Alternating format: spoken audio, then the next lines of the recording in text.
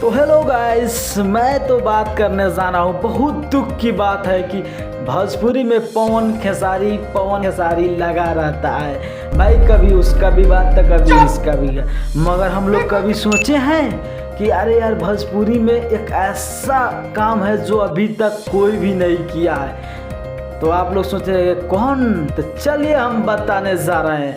मैं बात कर रहा हूँ यानी कि बिलियन।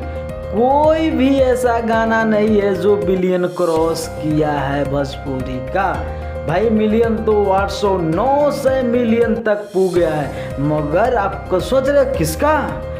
तो भाई उसी का जो रितेश पांडे ने क्रॉस कर दिया है मिलियन, यानी कि 9 से 8 या 98 मिलियन तक 90 मिलियन क्रॉस कर दिया है।